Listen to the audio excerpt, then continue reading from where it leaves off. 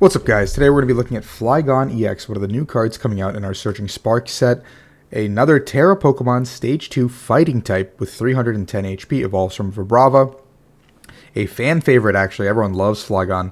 With 1 fighting energy, you do an attack called Stormy Retreat, 130, and you switch this Pokemon with a Pokemon on your bench. Pretty simple. A hit and run strategy can be enveloped with this. And then with a water, fighting, and metal, we have Sonic Peridot. This attack is 100 to each of your opponent's Pokemon EX and Pokemon V. This can be stopped by, bench damage can be stopped by bench barrier, etc. It is a grass type as well.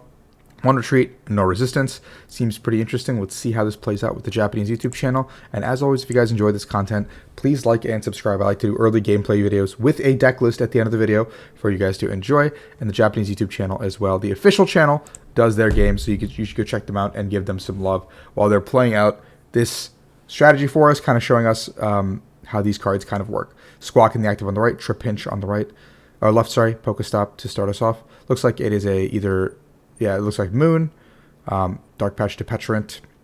I don't really know if that's our best strategy here. We're just going to Squawk, so I guess it's fine, because we're just going to pitch it anyway. Attach for turn, and then pass. Looks like an aggro strategy built to kind of just beat down stuff. Moon is still a very good deck. We're going to go ahead and get a Pidgey and a Trapinch here.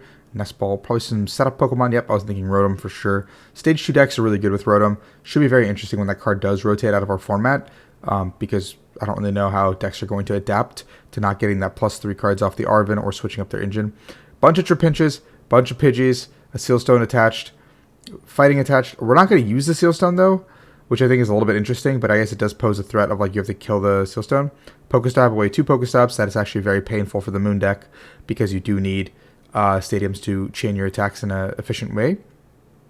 We use Professor Sada's Vitality, only getting 1 Pokemon. This does happen quite a bit with the Moon deck, because you do have to draw the right cards in the right order. Greninja drawing us 2 more.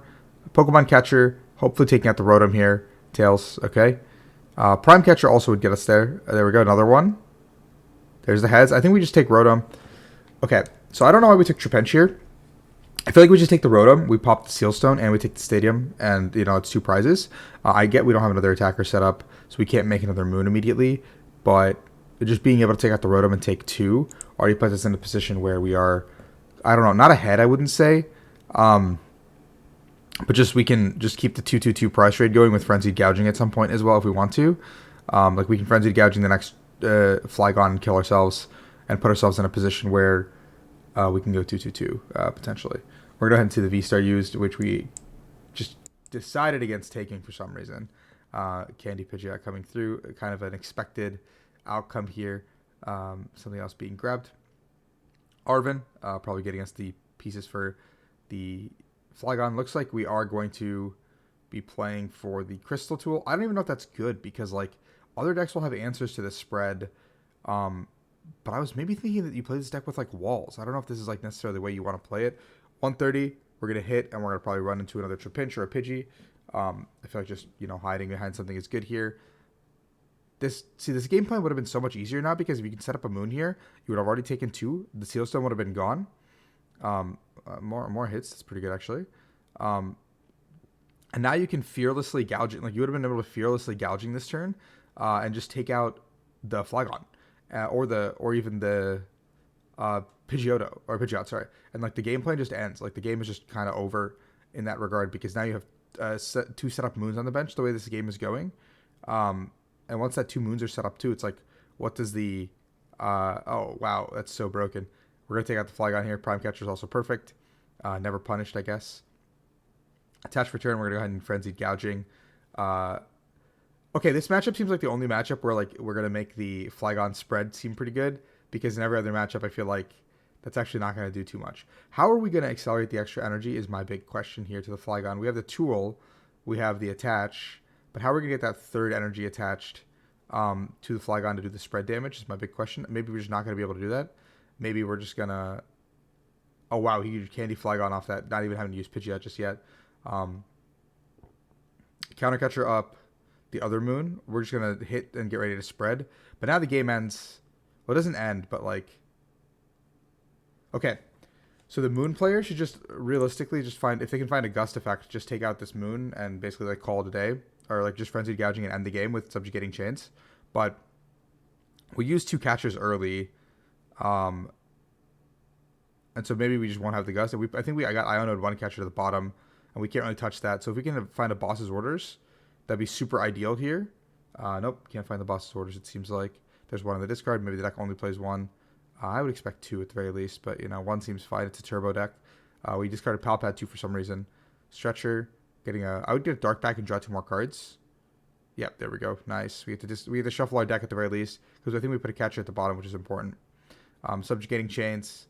And unfortunately, I think this is where the game does end, because I think Flygon's going to be able to spread and take 6 prize cards. Judge does come through, but Pidgeot's in play. The game's over, Like, we're going to be able to take this knockout, but, for what? Do we, I don't know, do we even take this knockout? Like, maybe there's a world where we just don't even take this knockout and play for just chilling with the catcher here. Oh! Ultra Ball thin. Nothing to thin. Come on, shoes into... yeah, cool. Yep, correct sequencing. Thinning. Let's go shoes into catcher. Keeping it. Shoes. We just need catcher. Come on. No catcher. Oh, man. I just think about how easy... I mean, I guess... If we took the Rotom, we'd still need to take 2 this turn. So... Maybe it's not as easy as I'm making it out to be. But we just would have gotten into the Seal Stone. We're going to go Pidgeot. Get the metal. Yep, not taking the knockout is here. Completely correct. Crispin. No, I forgot about that card. We're going to get the metal to hand. Attach the water to the Pidgey. We're going to be able to retreat. Attach the metal. And we're going to use Flygon's attack to spread 100 to the 3 Roaring Moons and knock them out. Oh, it does to everything. Never mind. We're doing 100 damage to literally everything on the board besides the Greninja. Taking all 6 prizes in 1 turn. Setting up our checkmate strategy against Roaring Moon. We were 1 catcher off of potentially swinging this game back into our favor. But, yeah, Flygon seems like an interesting card. I don't think I'm really convinced that it's good. Let's take a look at the list here. You can see here it's being played with the Terra Ball. 3-3. 2/2, 2 Cornerstone, and I like the walls. I think the walls are a really cool idea. Maybe you play Mimikyu's Snorlaxes even. Maybe you play Snorlax Flygon.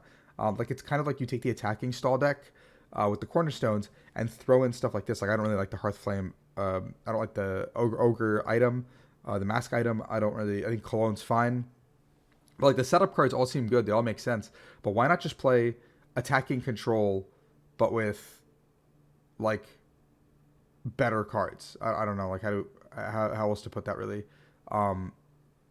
Yeah, but I think this deck doesn't seem amazing.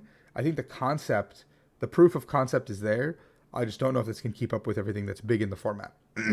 That being said, hopefully you guys enjoyed this video. Until next time, peace out, enjoy, and Flygon.